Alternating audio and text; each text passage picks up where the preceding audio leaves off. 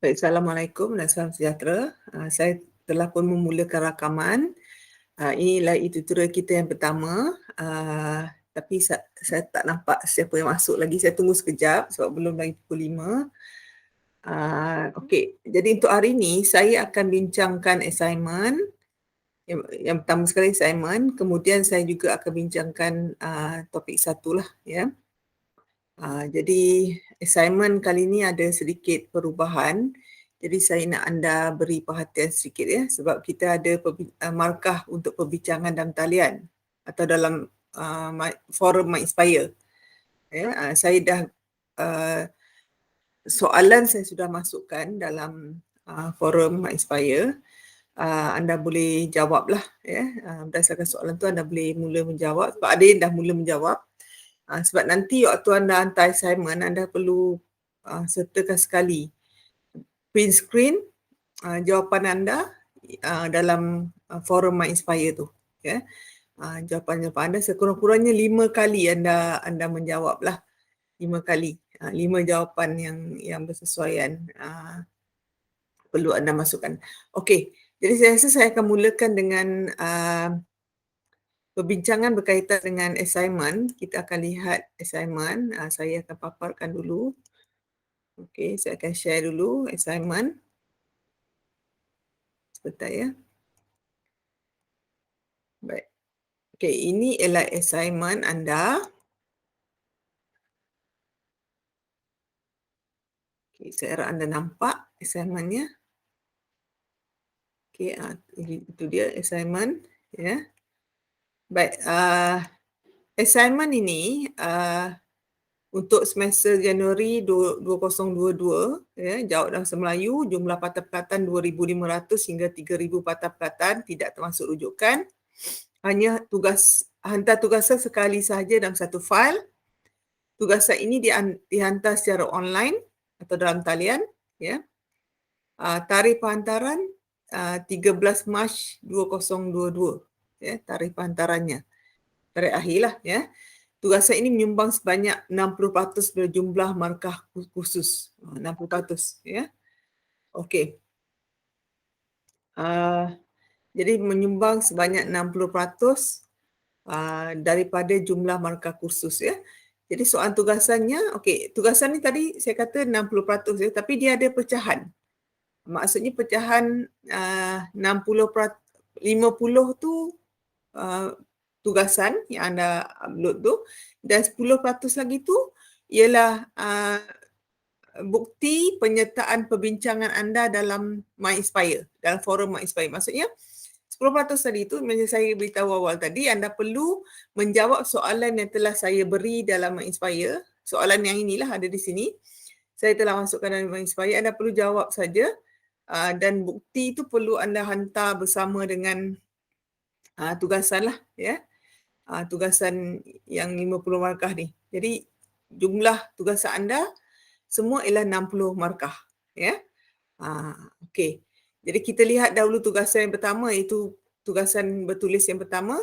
Konsep kesilapan sebutan telah banyak diperkatakan oleh sarjana dan pakar bahasa sama ada di dalam ataupun di luar negara.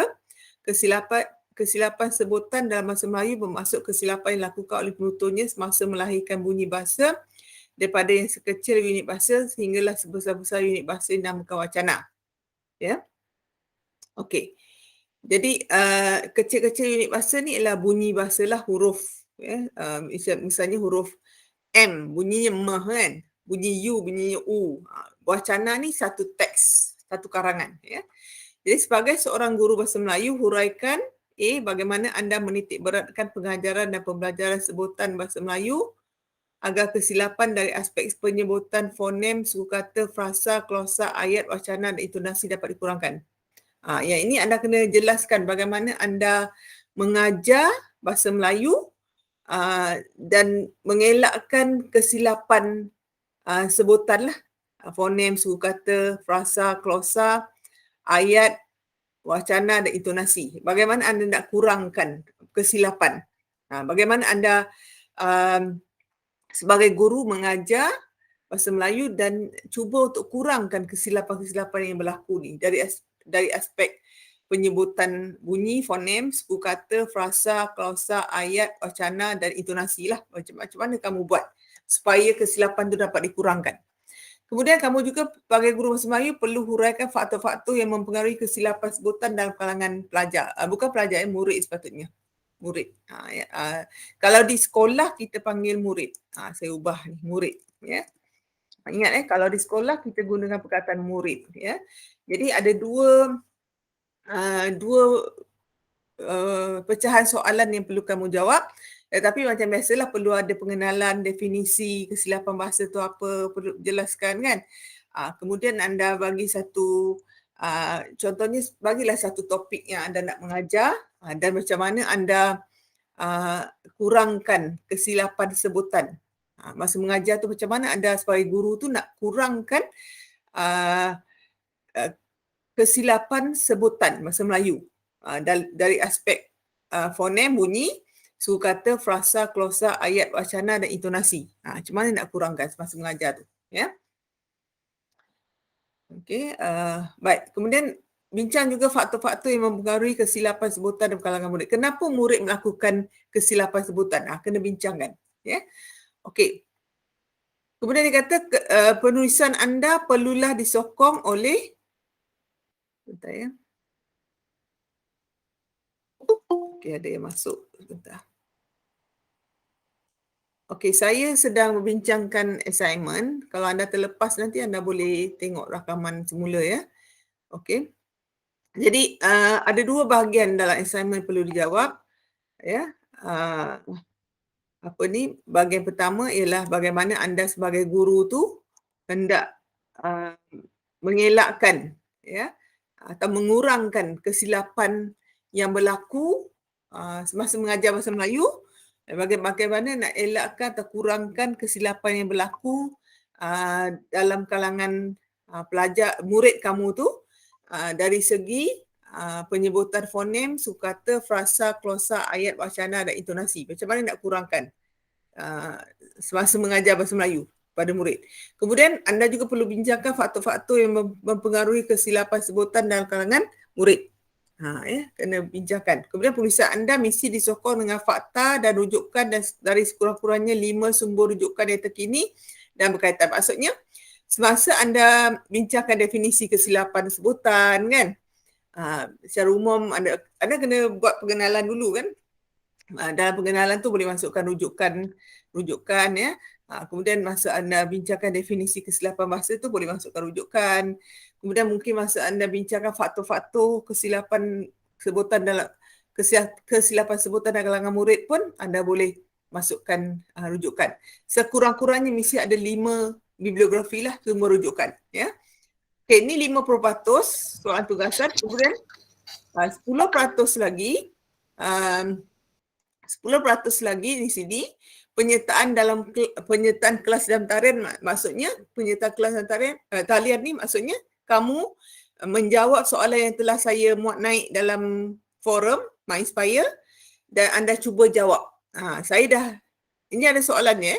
Dia kata bincangkan topik berikut dalam forum di MyInspire dan hantarkan bukti penyertaan perbincangan dalam talian yang telah anda sertai. Okey, maksudnya soalannya ialah ni, topik bincangkan kepentingan ilmu fonologi dalam pengajaran dan pembelajaran bahasa Melayu.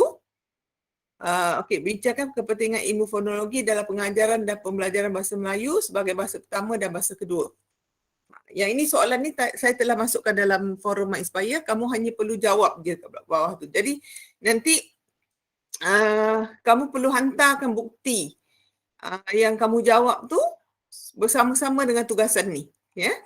Mesti hantar bukti, ya. Jadi dia ada arahan di bawah ni, soalan yang sama ni lah. Jadi bila-bila kamu masuk ke forum MyInspire tu, kamu cuba jawab. Sebab dia ada arahan di sini. Pilih 5 hantaran anda yang terbaik mengenai topik yang telah dibincangkan dalam forum yang disediakan oleh tutor anda. Saya dah masukkan soalan tadi tu. Anda jawablah. Bila anda masuk tu, anda jawab. Anda cuba jawab. Kadang-kadang saya akan jawab ataupun kamu juga boleh jawab, kamu juga boleh komen jawapan yang diberi oleh kawan-kawan yang lain. Ya. Jadi kalau saya tak komen pun tak apa sebab markah tu markah kepada kamu. Jadi sama ada kamu jawab soalan tu ataupun kamu komen tambah jawapan kepada jawapan yang diberi oleh kawan-kawan kamu. Ya, pun boleh. Sebab dia nak ada 5 kan. Dia mesti ada 5 bukti. Post atau hantaran yang kamu dah buat tu. Yang mesti ada 5. Kemudian dia kata, lakukan tangkapan skrin dari pengeposan anda dan masukkan sebagai imej ke dalam tugas anda. Jadi, anda mula-mula sekali anda perlu jawab. Nah, bila-bila masuk tu kena jawab. Komen ke, jawapan pelajar lain ke, kamu jawab sendiri ke kan. Kemudian dah habis tu, dah ada 5. Kamu pun ambil gambar, savekannya dan paste dalam tugasan kamu tu. Baru hantar tugasan. Barulah tugasan kamu tu lengkap. Kalau kamu tak hantar bukti penyertaan kelas dan talian ni, tak hantar bukti penyertaan kamu dalam MyInspire, kamu tak akan dapat 10 markah tu. Ya, 10% tu. Okey. Tangkapan skrin mesti dalam file image sama ada dalam format JPG atau PNG. Okey. Yang ini saya rasa kamu boleh paste sajalah. Ya. Format ialah tangkapan skrin tu kamu dah buat, kamu dah save, kamu paste saja dalam tugasan. Ya, kamu paste saja pun boleh, ya. Tak perlu masukkan dalam file lain sebab saya takut nanti bila kamu nak muat naik, takut tak boleh muat naik dua-dua kan. Sebab kalau kamu asingkan susah sikit nak muat naik. Jadi kamu paste saja. Tangkapan skrin dalam mengandungi nama, tajuk perbincangan, hari, tarikh dan masa. Ini contoh. Ini cara untuk kamu buat tangkapan skrin tu. Maknanya bila kamu dah jawab dalam forum MyInspire tu, kamu perlu print screen. Tangkapan skrin, print screen macam ni. Ni format dia. Lepas tu kamu paste lah dalam tugasan kamu tu. 5 kan? Mesti ada 5 Mesti ada 5. Jumlah ni 10 markah. Barulah kamu akan dapat markah penuh 60. Ya? Bahagian pertama ni 50, bahagian kedua tu 10. Okey? Itu format baharu semester inilah ya, yang dulu tidak ada. Ya, dulu tidak ada penyertaan dalam kelas dalam talian MyInspire, tapi sekarang ada. Ya. Okey, ada nak bertanya soalan tentang assignment? Madam. Ya. Saya nak tanya yang pasal bahagian 2 tu kan. Dia hantar sekali dengan dalam assignment tu ke macam mana Madam? Hantar sekali hantar folder lain. Yang saya faham di sini hantar sekali. Ya. Dia kata kejap. Mantap. Kamu ada diberi taklimat apa-apa tak? Taklimat tentang apa Madam? Tentang cara penghantaran bukti ni. Sebab sebelum kelas lain ada cakap, ada yang kata dalam assignment hantar sekali, ada yang kata macam hantar dekat folder lain. Okey, bagi saya kamu hantar sekali. Yang ni, tengok nombor 2 ni. Lakukan tangkapan skrin dari pengeposan anda dan masukkan sebagai imej ke dalam tugas anda. Faham tak? Sebagai imej, dia tak suruh buat folder. Kan? So sekali dalam assignment tu lah ya. kan? Sekali dalam assignment. Sebagai imej je. Ya, jadi sebab waktu kamu hantar nanti assignment, susah kamu nak buat 2 folder pula nak hantar kan. Jadi kamu asingkanlah tajuknya, bukti penyertaan dalam talian kan MyInspire. Jadi kamu pastekan lah. Tapi formatnya memang begitu yang ditunjukkan dalam ni. Ini formatnya. Okay. Title of discussion, day, date and time, name. Kan. Macam saya kata tadilah, kamu boleh buat hantaran sendiri, pendapat kamu berkenaan dengan topik yang saya telah muat naik. Topik yang saya muat naik itu berdasarkan assignment jugalah. Ya. Dia tak ada topik lain, itu je. Jadi maknanya kamu bagi pendapat kamu dulu, kemudian untuk hantaran yang lain tu mungkin kamu boleh komen pendapat kawan-kawan. Jadi dah cukuplah 5 kan. Sebab dia nak 5 yang terbaik. 5 hantaran kamu yang terbaik, barulah kamu print screen dan kamu sertakan dalam tugasan. Faham tak? Faham kan? Ya, faham Madam. Okey, bagus. So, faham tentang tugasan ni? Ada nak bertanya apa-apa tentang tugasan ni? Ya. Dia yang bahagian pertama tu tentang kesilapan sebutan, macam mana kamu sebagai guru bahasa Melayu nak kurangkan kesilapan sebutan dalam kalangan murid. Kamu gunakan murid dia sebab di sekolah kita guna pelajar, kita guna murid. Ya, kemudian yang dia ada AB tu, A tu bagaimana kamu sebagai guru bahasa Melayu tu nak kurangkan kesilapan sebutan dari segi fonem, suku kata, klausa, frasa, ayat, wacana kan. Macam mana nak, dan intonasi. Dan bahagian B itu ialah faktor-faktor yang menyebabkan murid kamu melakukan kesilapan sebutan kan. Ini dia. Itu dua perkara lah yang bahagian pertama tugasan kamu tu. Jadi saya nak kamu susunlah dengan sebaiknya dengan topik-topik yang betul lah ya, untuk macam mana kamu buat assignment kan. Mesti ada bibliografi mesti sekurang-kurangnya 5 buah buku ya. 5 buah buku. Jangan ambil saja dari website ke blog ke, tak mau. Kena ada buku. Buku pun kalau kamu ambil di internet boleh, tapi bukulah. Buku. Dia mesti buku. Kalau buku yang fizikal tu lagi bagus. Tak ada maksud, tidak ada link internet, tapi buku yang kamu rujuk. Ataupun jurnal. Ya. Okey? Ada nak bertanya sebelum saya masuk ke topik yang pertama?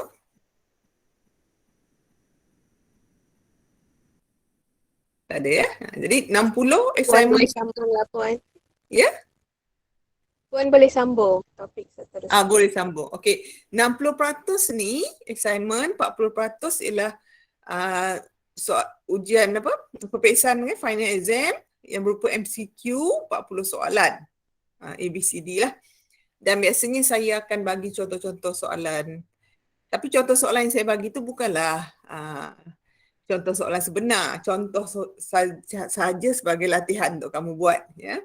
Nanti kamu bolehlah, kalau dah dapat contoh soalan saya tu, kamu bolehlah buat latihan. Ya. Okey, saya akan menghentikan presenting contoh assignment, soalan assignment kamu ni dan terus kepada topik 1. Ya. Okay, kita lihat topik 1 pula. Okey. Baik, ni topik 1.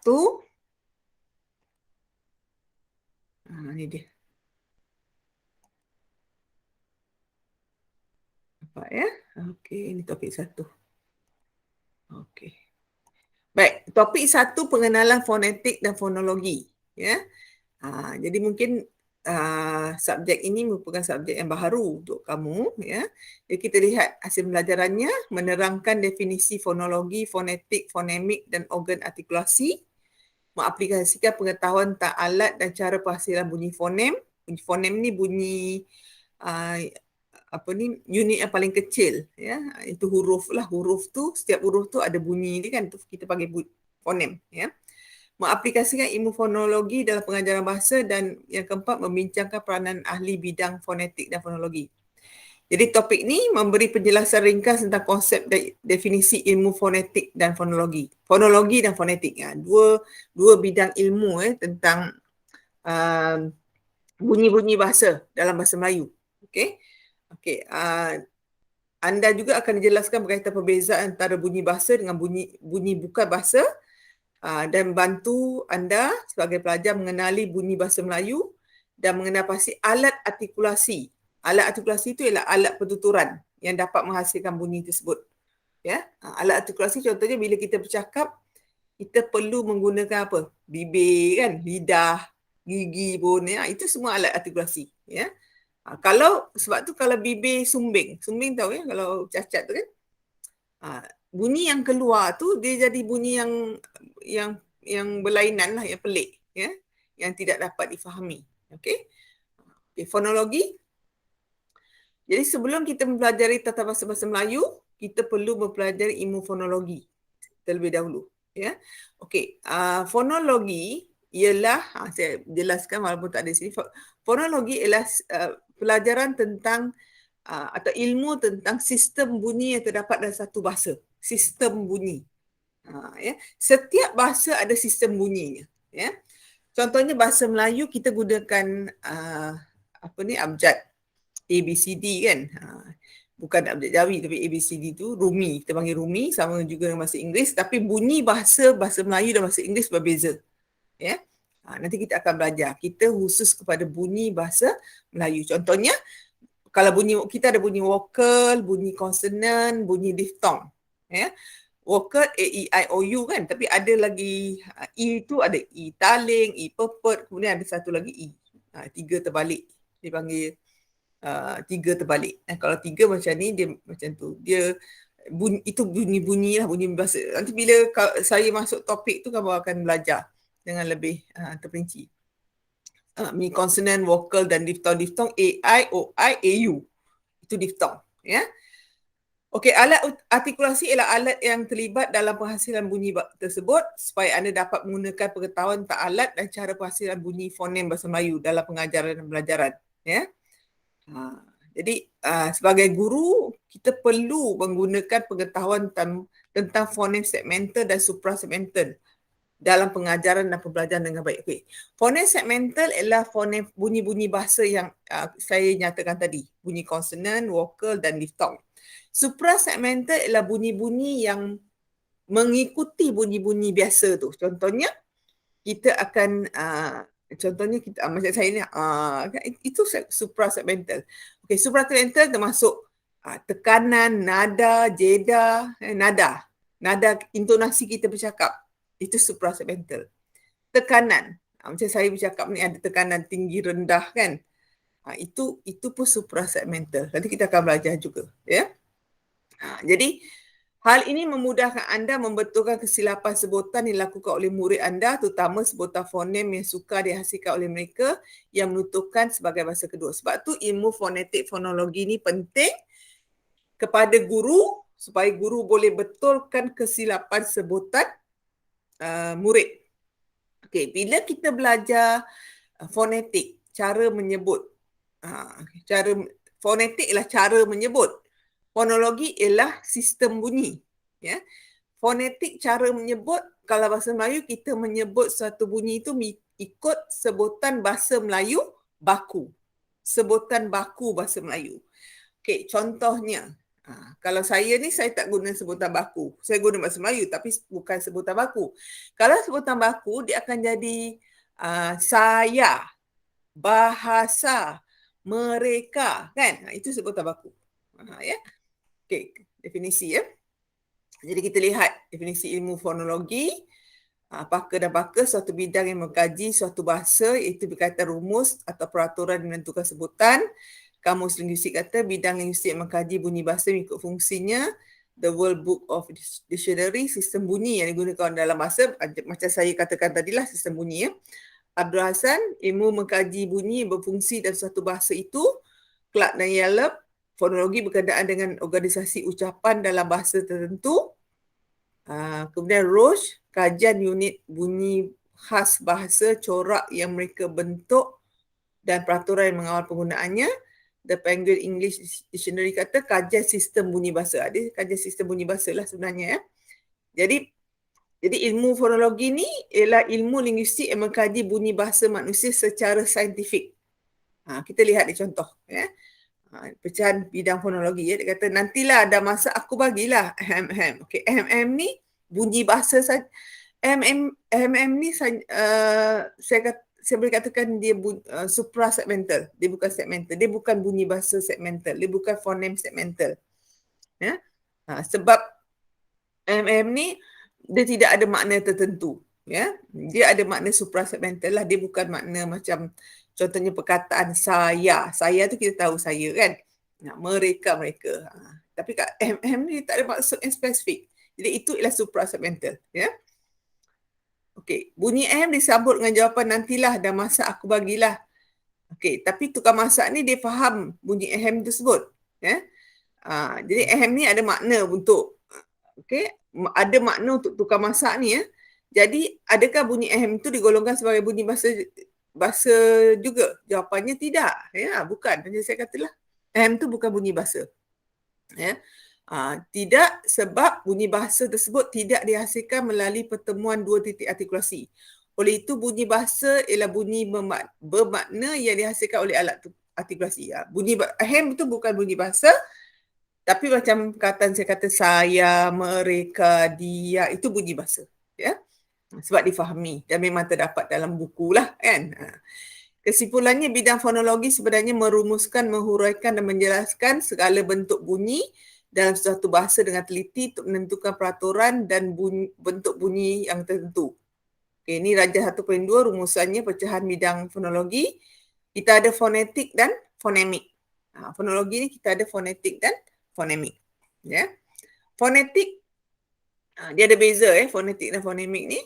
Okay, definisi di sini Kamus Dewan kata ilmu untuk fonetik ya. Kamus Dewan kata ialah ilmu bahasa linguistik yang berkaitan dengan penyebutan kata dan lambang yang menunjukkan sebutannya. Dia berkaitan dengan sebutan kata. Ya. Cara menyebut sesuatu bunyi itu ialah bidang kajian fonetik. International Encyclopedia kata kajian ciri-ciri fizikal bunyi ucapan manusia. The World Book of Dictionary kata badan bunyi ucapan mana-mana satu bahasa dan hubungannya dengan satu sama lain.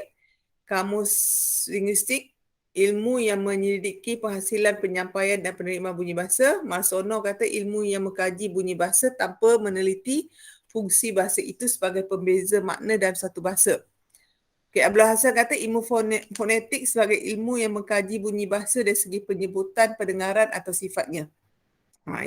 Ya, jadi saya boleh ambil definisi yang dikatakan oleh Abdul Hasan lah, itu paling tepat lah ya.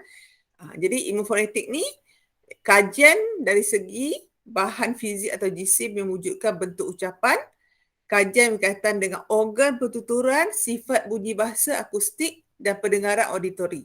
Ya. Okay, dia ada 3 ya. Bidang kajian fonetik ni ada 3. Ya, ini dia. Iaitu alat yang menghasilkan bunyi atau fonetik artikulasi. Kajian fonetik ni mengkaji alat-alat yang menghasilkan bunyi ataupun dikenali sebagai fonetik artikulasi. Dia juga mengkaji pendengaran, itu bunyi yang keluar dari mulut atau fonetik auditori. Dia juga mengkaji sifat bunyi atau fonetik akustik. Itu 3 bidang kajian fonetik. Ini dia 3 bidang tu. Fonetik artikulasi, bidang fonetik yang mengkaji bagaimana bunyi-bunyi bahasa dihasilkan. Ya. Proses penghasilan suatu bunyi melibatkan organ-organ seperti paru-paru, peti suara, rongga mulut, hidung dan bibir. Ya. Jadi fonetik artikulasi ini ialah bidang yang mengkaji penghasilan bunyi bahasa bermula dari tekanan udara dari paru-paru, udara dari paru-paru keluar kan, sampailah dia keluar melalui bibir sebagai bunyi bahasa. Ya. Okay, sumbangan kajian ni menerangkan bagaimanakah cara menyebut atau membunyikan satu huruf dengan tepat pada kebiasaannya diaplikasikan oleh ramai guru dalam Mitrajah. Ini boleh menjadi sebahagian daripada jawapan assignment kamu lah. Maknanya guru mesti menitik beratkan ilmu fonetik artikulasi semasa mengajar murid supaya murid boleh mengurangkan kesilapan sebutan. Kan? Boleh kaitkan dengan assignment kamu. Ya? Kemudian fonetik akustik mengkaji ciri-ciri fizikal bunyi dan gelombang bunyi bahasa yang dihasilkan oleh penutur. Aspek penting kajian ni berkaitan dengan nada, ton atau tona. Nada, tona, kenyaringan dan tempoh masa seorang penutur. Kesemua gelombang bunyi bahasa dapat diukur dan dianalisis melalui alat seperti spektrogram yang menghasilkan graf gelombang bunyi. Ya.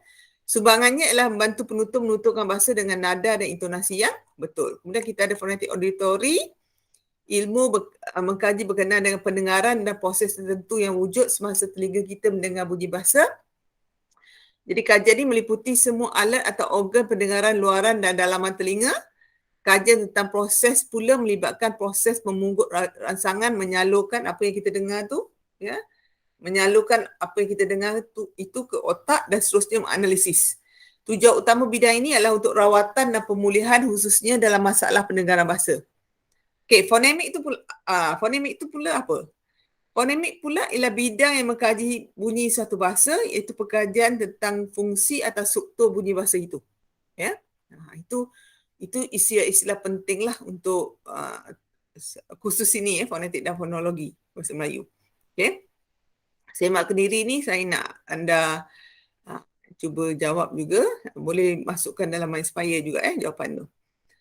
Okay, aktiviti. Baik, pengenalan organ artikulasi. Organ artikulasi ni ialah organ yang menghasilkan bunyi bahasa ya, dan cara menghasilkan bunyi tersebut.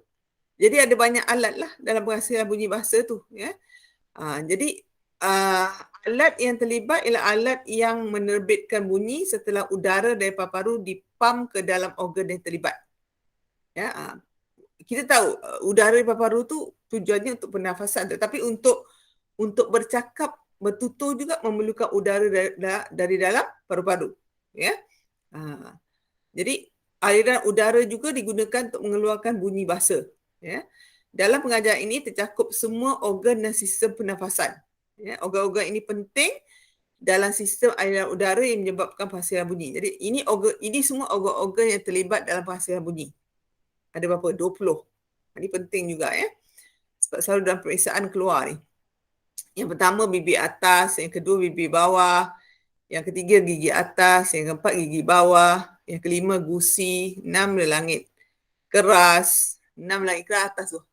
Bahagian atas tu langit keras, bahagian atas belakang sikit langit lembut. Kemudian belakang langit lembut anak tekak, 8 anak tekak, 9 hujung lidah, 10 hadapan lidah, 11 tengah lidah, 12 belakang lidah, 13 akar lidah, 14 epiglotis, 15 pita suara, 16 rongga tekak, 17 rongga hidung, 18 rongga mulut, 19 rahang dan 20 tengkorok. Tengkorok yang mengalirkan udara dari paru-paru tu. Itu pun merupakan organ artikulasi untuk pertuturan. 20 semuanya. Ya. Jadi ada 20 organ artikulasi lah yang mewujudkan bunyi bahasa. Kemudian tapi ada beberapa yang penting yang dihuraikan dalam topik ini, itu bibir. Ya. Bibir ni alat artikulasi yang terletak di bahagian luar rongga mulut yang boleh berfungsi menyekat perjalanan udara. Jadi bibir ni terdiri daripada bibir ya. Berapa otot yang kenyal yang boleh dihamparkan. Hampar, contohnya bila kita sebut I, hampar kan. Bunda, U, kan, U. Bunda, bibir kita jadi bulat lah ya. Jadi kemudian bibir juga fungsi untuk membuat sekatan kepada udara yang keluar dari rongga mulut untuk membunyikan bunyi meh. M tu bila dia masuk dalam kurungan, kita tak sebut dia M lagi, kita sebut meh. P, B. Itu semua bunyi letupan bibir, dua bibir. Meh tu bunyi letupan dua bibir ya. Meh, P, meh tu bunyi sengau dua bibir, bunyi sengau. P tu letupan dua bibir juga.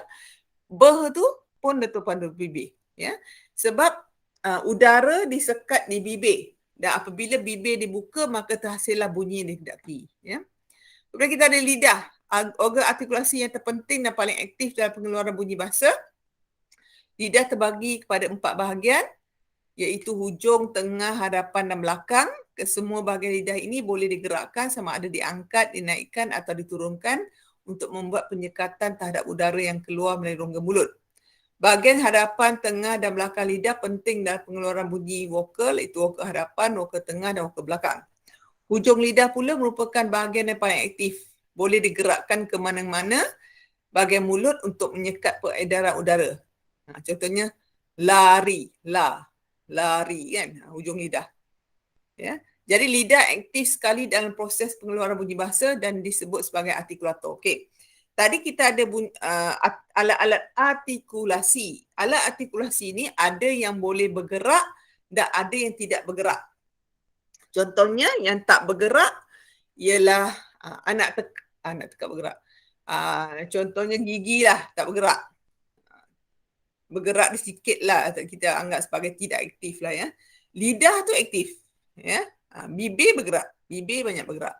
Gigi dia kurang sikit lah, macam langit keras. Gigi ada juga lah bergerak. Tapi langit keras, langit lembut, dia kurang bergerak. Tak aktif. Jadi alat artikulasi yang bergerak, yang aktif tu macam lidah tu kita panggil artikulator. Contohnya kita nak sebut bunyi T kan. T ni lidah bergerak kat gigi. Lidah tu artikulator lah ya. Kemudian gusi ataupun alveola. Gusi ialah organ pertuturan yang terletak di antara gigi dan langit keras. Keadaannya cembung, melengkung, berfungsi sebagai daerah artikulasi, iaitu daerah penjemputan Gusi ni daerah artikulasi atau daerah penyebutan ni maksudnya contohnya deh, deh ni hujung lidah menjadi artikulator, dia menyentuh gusi kan, deh. Jadi gusi yang disentuh tu ialah daerah artikulasi. Daerah artikulasi itu gusi, ya. Sebab tu dipanggil sebagai daerah artikulasi. Okey. Gusi berperanan dalam pengeluaran bunyi seperti teh, deh, leh, reh, seh, zeh dan sebagainya dengan bantuan hujung lidah yang berfungsi membuat penyekatan. Kemudian kita ada lelangit atau palatal. Lelangit ni ada dua, itu langit keras bahagian atas depan, langit lembut bahagian belakang atas. Langit keras terletak di antara gusi dan langit lembut dan berfungsi sebagai daerah artikulasi dan pengeluaran bunyi. Langit lembut pula terletak ke dalam sikit atas, ya. Itu selepas langit keras dan sebelum anak tekak. Langit lembut boleh turunkan, naikkan. Bila turunkan, rongga mulut akan tertutup dan udara akan keluar melalui rongga hidung. Organ ini amat penting untuk menentukan sama ada bunyi yang dikeluarkan itu bunyi sengau ataupun tidak. Bila langit lembut diturunkan, bunyi yang keluar ialah bunyi sengau. Langit lembut turun, bunyi udara tu keluar melalui hidung. Jadi bunyi yang dihasilkan tu ialah bunyi sengau. Kalau langit lembut tidak turun, bunyi udara tu keluar melalui mulut, dan bunyi yang dihasilkan tu bunyi-bunyi biasalah, ya, yang bunyi yang bukan sengau lah.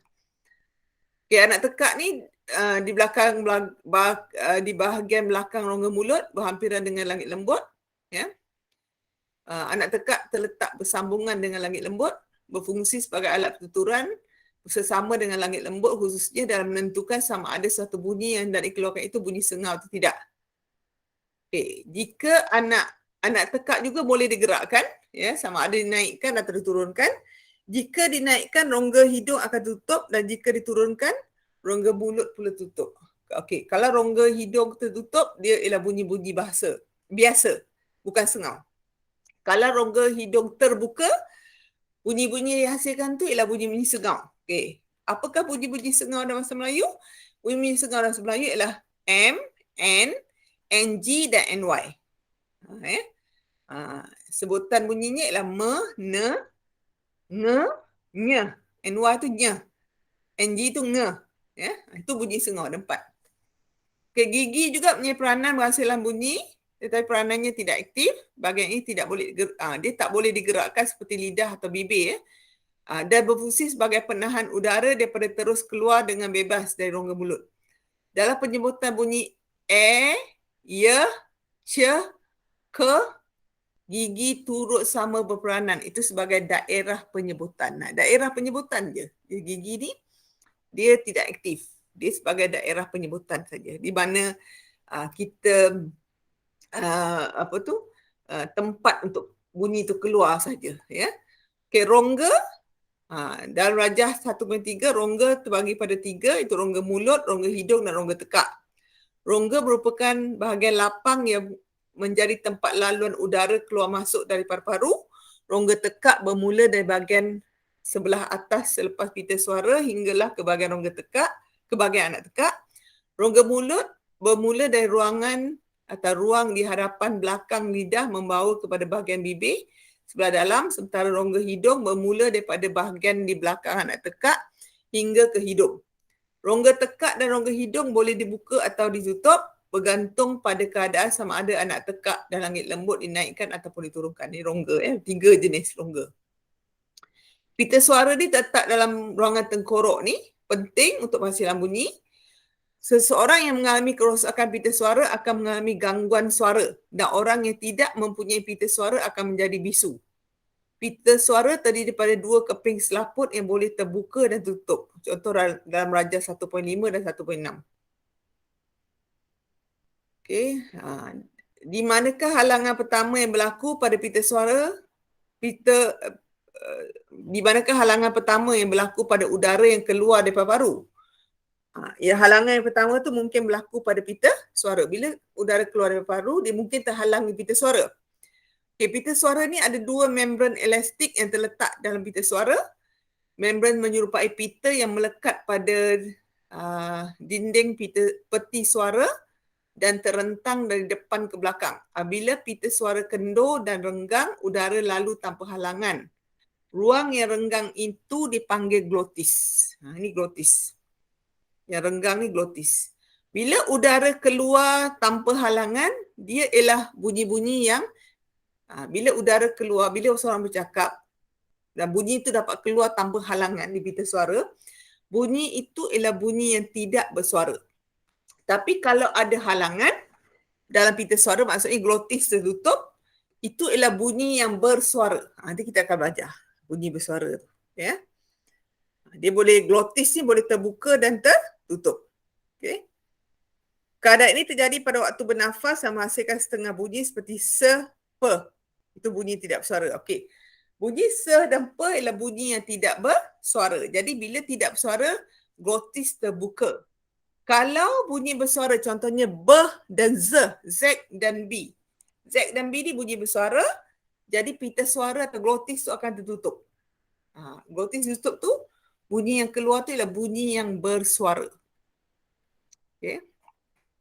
Ni contoh glotis tutup kan. Pita suara rapat. Glotis tutup. Jadi bunyi itu ialah bunyi yang bersuara.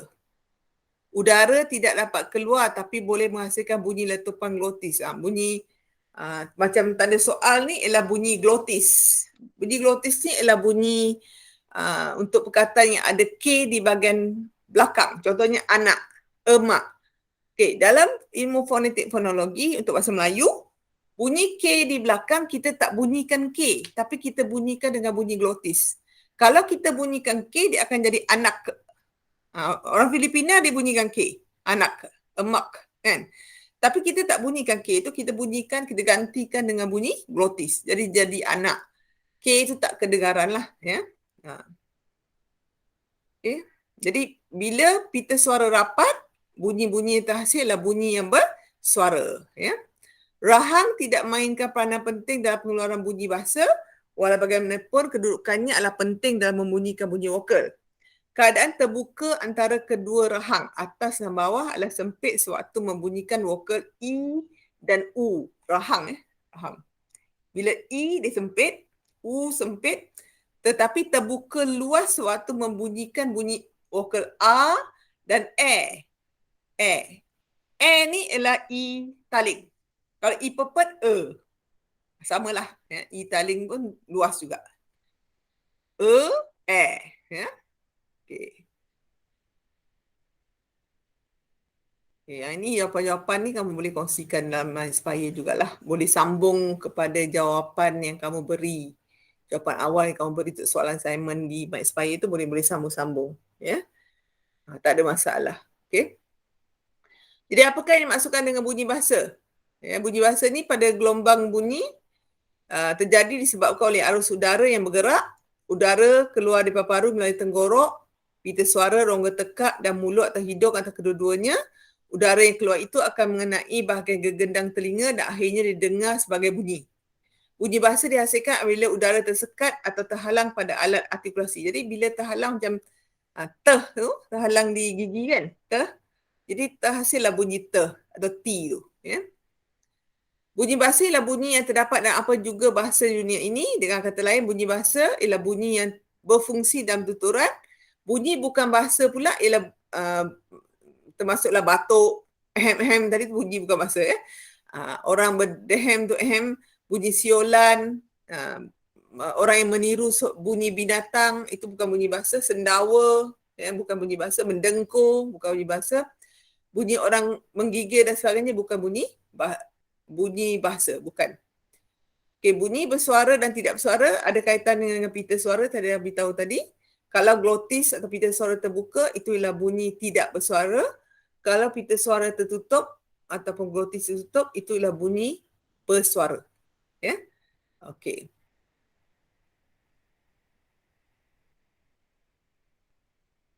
Okey, jadi apa berlaku bila pita suara itu tertutup? Udara ni terpaksa keluar melalui pita suara yang tutup tu, maka bunyi yang timbul ialah bunyi batuk. Itu bunyi batuk lah.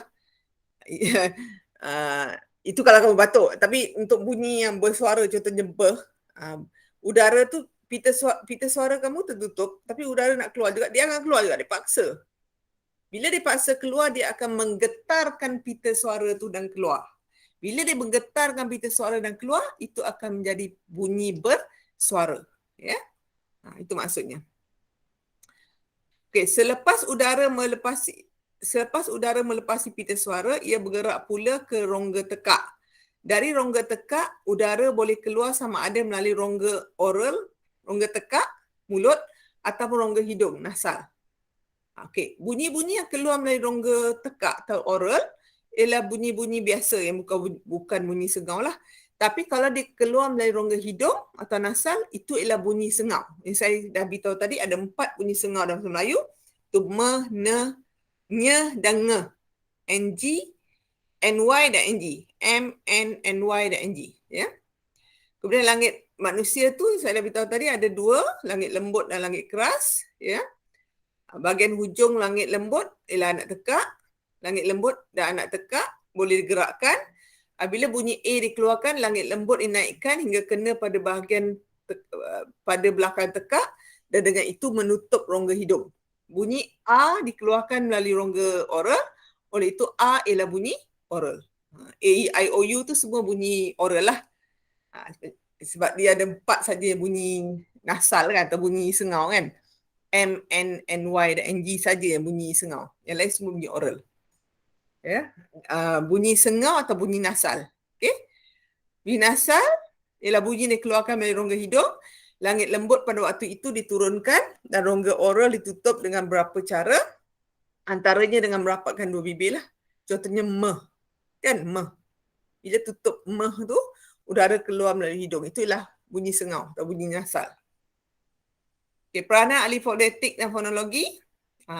Mereka ada peranan yang besar dalam bidang bahasa, khususnya dalam bidang pendidikan. Ilmu fonetik telah mainkan peranan yang besar, khususnya di peringkat sekolah rendah. Murid akan diajar menyebut atau membunyikan satu huruf dengan tepat oleh guru mereka. Kaedah membunyikan huruf dan suku kata ini merupakan kaedah ilmu fonetik kerana kaedah ini melibatkan pelbagai organ artikulasi seperti 2 bibir, lidah, anak tekak dan sebagainya. Pengetahuan tentang titik artikulasi dapat membantu guru mengajar muridnya dengan baik. Selain itu, aktiviti lisan yang diajar oleh guru juga berkait dengan bidang fonetik dan fonologi. Misalnya bertutur dengan menggunakan nada dan intonasi yang betul. Itu bidang pendidikan. Ilmu fonetik fonologi ini sangat berguna dalam bidang pendidikan. Bidang perubatan pula, ilmu fonetik semakin mendapat perhatian dalam bidang perubatan, khususnya berkaitan dengan masalah pertuturan. Kajian perubatan menunjukkan bunyi sengau oleh kanak-kanak yang mempunyai masalah sumbing, bibir yang cacat tu, dapat diatasi dengan cara melakukan pembedahan pada bahagian langit. Dengan bantuan ahli fonetik, pakar perubatan akan cuba mengatasi masalah fonetik artikulasi atau masalah organ artikulasi, akustik, masalah penyebutan dan auditori, masalah pendengaran, supaya manusia dapat betul-betul dan mendengar dengan lebih baik. Kemudian dalam bidang komputer juga sangat penting. Ilmu fonetik ini digunakan dalam sains dan teknologi sejak terciptanya alat spektrogram yang dapat menganalisis suara manusia dengan bantuan komputer.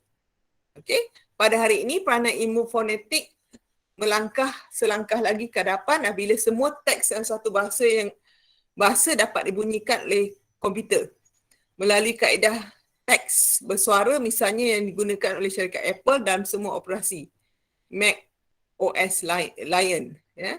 Seorang pengguna bahasa Melayu dapat membaca teks bahasa Sepanyol dengan betul berdasarkan bantuan komputer. Melalui kaedah ni lah. Dalam Google Meet ni juga anda boleh buka kan.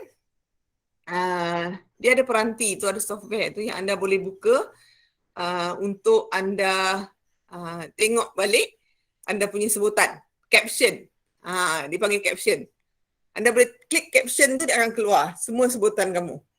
Itu pun satu bidang dalam ilmu fonetik lah. Ya. Okey. Bidang komputer tu maknanya manfaat ilmu fonetik tu dalam bidang komputer, ya. Okey, bidang pengamusan, ahli fonetik memberi sumbangan yang besar bidang pengamusan. Satu kata masukan atau entry perlu diberi cara sebutan yang betul. Di sinilah ahli fonetik dapat membantu menentukan bagaimana suatu perkataan itu wajar dibunyikan. Itu dengan menggunakan huruf khas yang dikenali sebagai huruf fonetik atau huruf IPA. International Phonetic Alphabet. Penggunaan huruf atau lambang fonetik dalam kamus akan bantu pengguna membunyikan suatu perkataan dengan betul dan tepat. Contohnya huruf fonetik digunakan untuk membunyikan perkataan abroad. Ini contohlah di perkataan bahasa Inggeris kan. Ini ialah simbol-simbol fonetik. Okey, kalau kamu cari maksud perkataan di internet, ya, kamu akan diberi sekali cara sebutan. Itu ialah bidang pakar fonetik lah, bidang ilmu fonetik, cara sebutan satu perkataan yang betul, kan?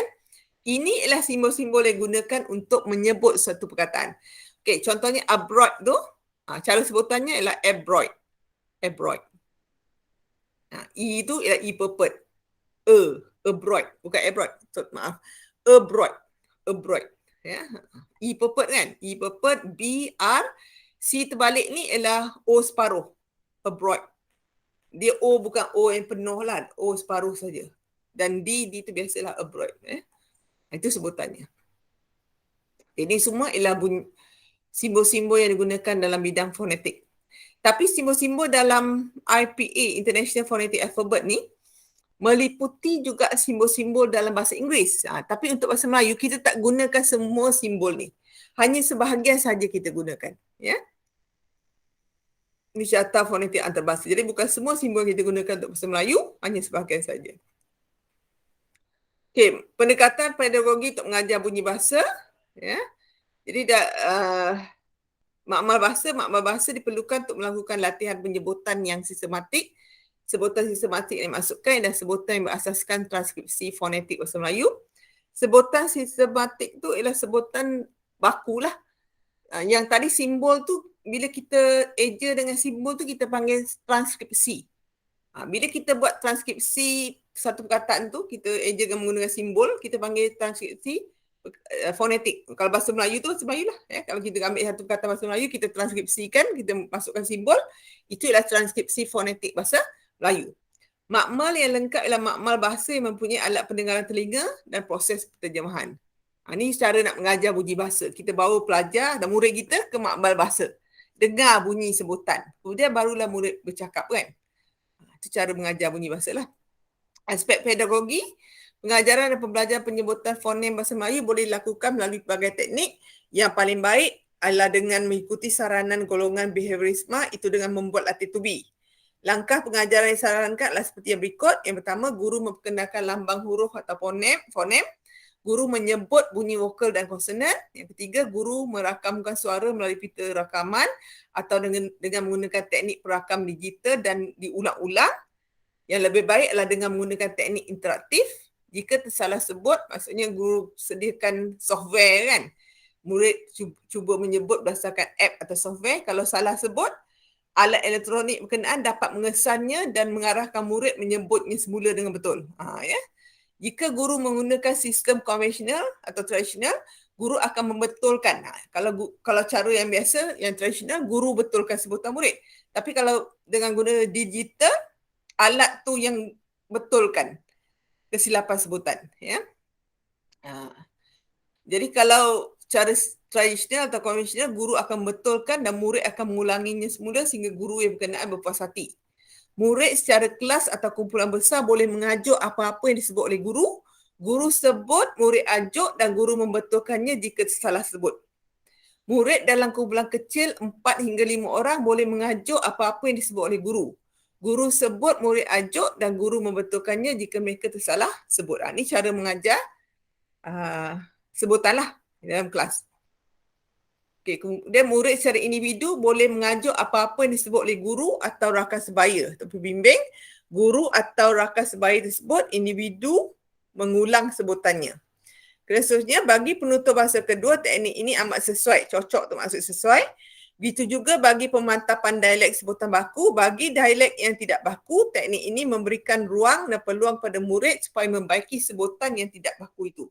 Sebutan tak baku contohnya murid yang ada pelat dialek. Contohnya dia berasal dari Negeri Sembilan. Dia cakap dari Negeri Sembilan.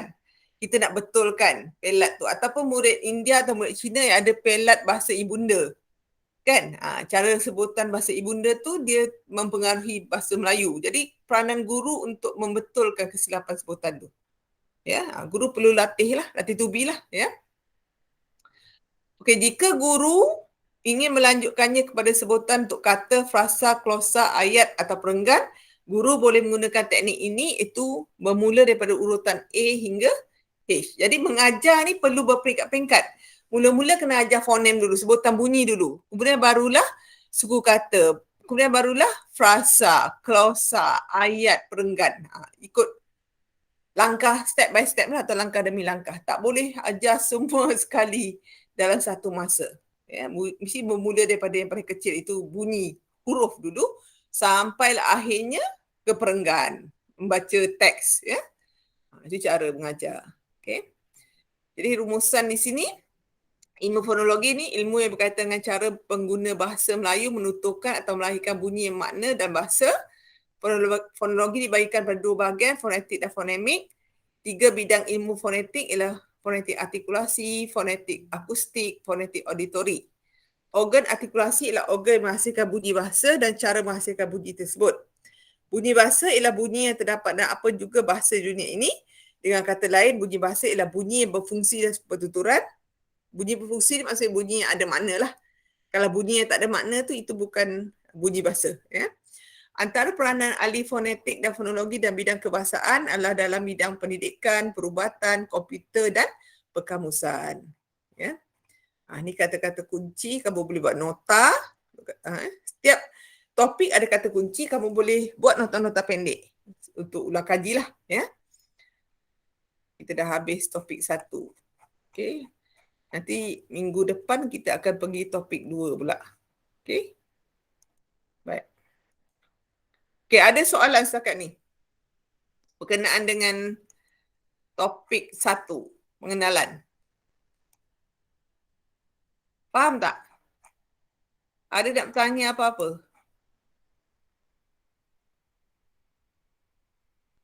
Ada pertanyaan tak?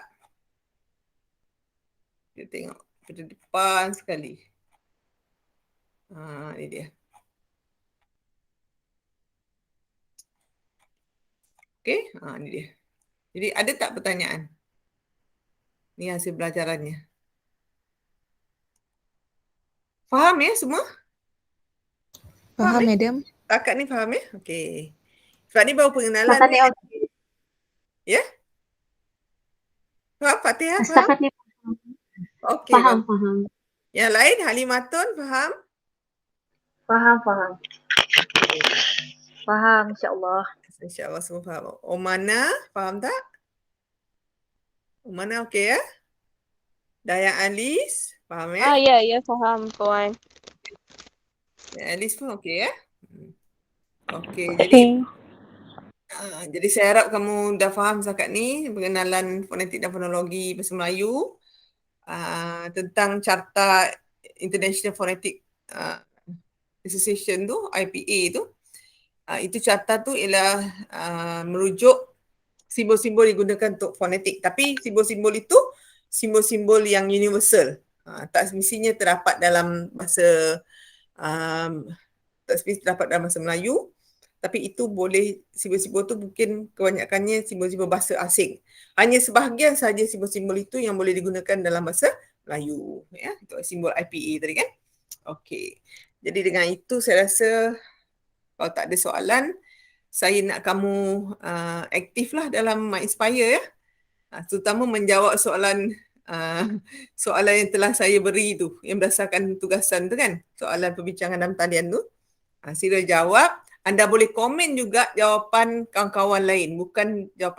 Bukanlah maksudnya anda beri jawapan kamu saja, tapi anda boleh komen juga dengan memberi tambahan maklumat kepada jawapan kawan-kawan. Boleh tak macam tu? Prof, saya nak tanya jap. Okey. Yang kita jawab tu kan, ada patah perkataan ke? Maksudnya ada had dia ke atau suka hati je? Tidak ada had. Tapi mesti ada 5 hantaran. Tak ada had lah, patah perkataan. Ada had berapa patah, tapi mesti ada 5 kali hantaran yang terbaik. 5 hantaran kamu yang terbaik yang kamu masukkan dalam assignment. Sebab markahnya 10 banyak juga ya. 10. Okey. Kalau kamu tak, katalah daripada 5 tu, kamu semua hantar 2, memang menjejaskan markah kamu. Kan? mungkin kamu dapat 5/10 sahaja. Ya, jadi hantarlah 5. Okay, Ya, Prof. okey. Oh, Baik. okey Puan. Okey, thank you. Okey. Jadi, ada lagi soalan? Kau nak tanya lagi sebelum saya tamatkan? Ada. Okey, kamu boleh bertanya seterusnya kalau tak ada di sini dalam Inspire lah. Forum tu selalu saya buka, saya akan semak dan saya akan jawab juga siapa yang bertanya. Okey, saya rasa itu saja untuk minggu ni. Kita akan jumpa lagi di minggu hadapan.